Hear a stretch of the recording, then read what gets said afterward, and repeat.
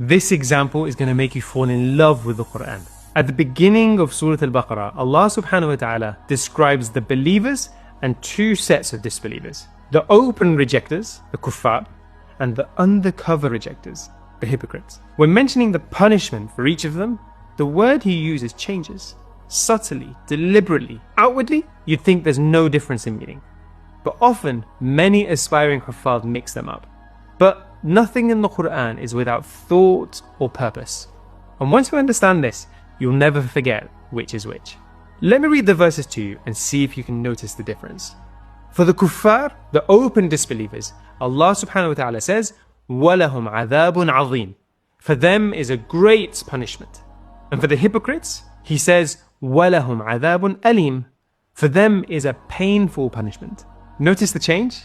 One is described as azim, and the other is described as alim. So why not use the same adjective for both words? The word azim shares its roots with the word azm, bones. It implies something physical, solid, visible.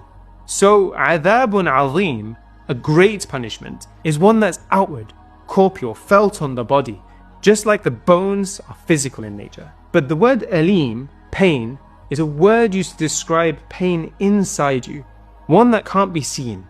It's not a wound or a cut, but one you can feel deep, internal, hidden. See how perfectly the words match the people it describes.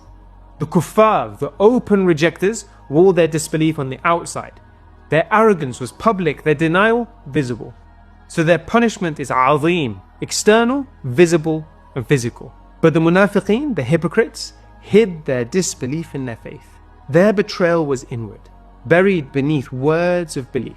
So their punishment, alim, was internal, aching, unseen.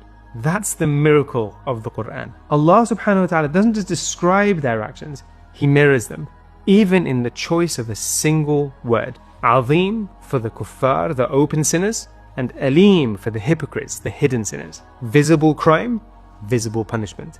Hidden crime, hidden punishment. And the lesson?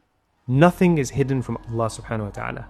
The disbelievers were brazen in their rejection, so Allah subhanahu wa ta'ala exposes them openly, and the hypocrites thought their deceit was concealed.